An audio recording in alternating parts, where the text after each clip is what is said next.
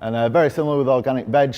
Again, I should say potentially higher in micronutrients. It does depend how you farm it. Probably if I was to go and plant some carrots in my back garden, they wouldn't be the most nutritious, but on a well-managed farm, much higher in micronutrients, lower in chemicals, as you're not using all the pesticides and so on.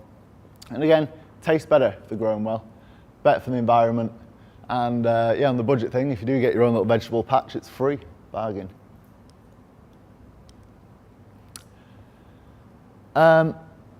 So yeah, we've covered that you are what you eat, and what you eat is taken apart, put back together as you.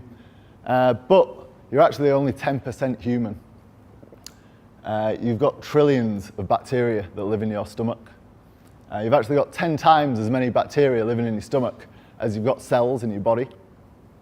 And there's more and more research coming into this field now. And they're actually starting to class these bacteria in your stomach as an organ. And it's even referred to as the second brain.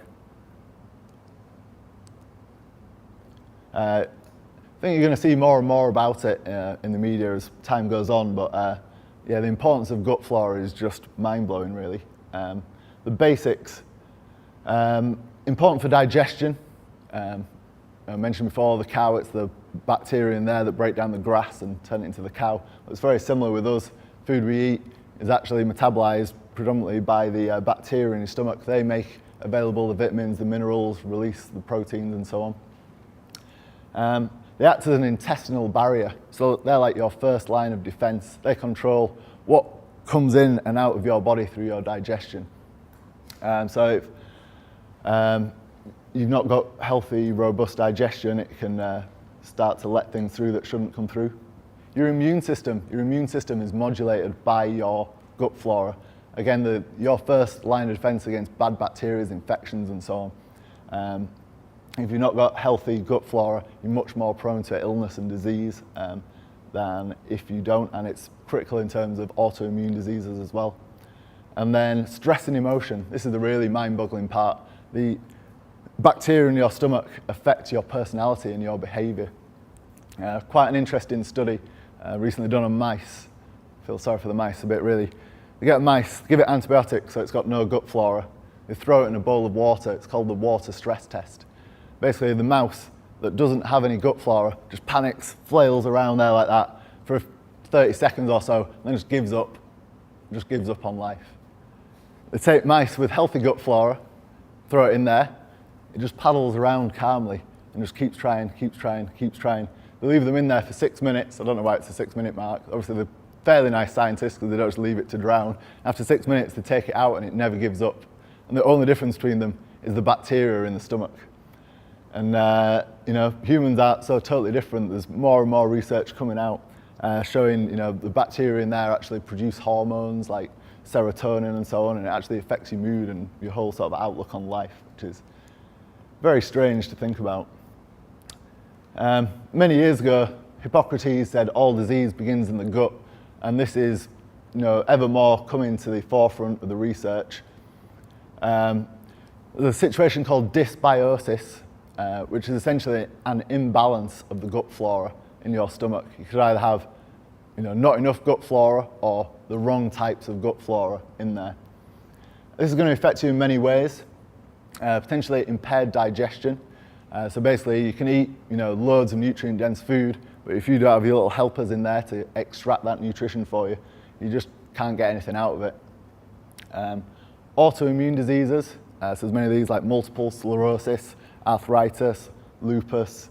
There's a big long list, and they seem to be ever growing and becoming more prevalent. And this is now, the finding the links is all to do with the gut flora, because they're not managing that intestinal barrier, so undigested food proteins get into your bloodstream, and then they're not modulating your immune system correctly, so you start mounting an immune response against these undigested foods, but then this gets confused and starts turning on your own tissues, which is not a nice situation. So reduced immunity.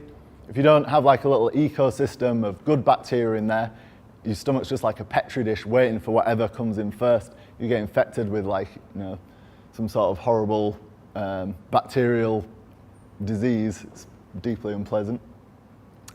And then inflammation. these gut flora seem to have an integral role in managing inflammation in the body. And they're now linking inflammation to possibly the root cause of like heart disease, diabetes, cancer, all the modern diseases of Western civilization, seem to have at least a strong connection in these gut flora.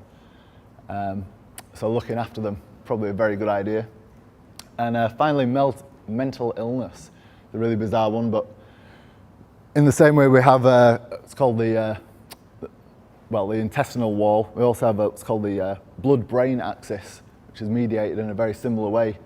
And you start to let these toxins through into your bloodstream through your gut, it's potential they can get into your brain as well, and there's been found strong links with conditions such as schizophrenia and depression and gut flora as well, so it really is important stuff.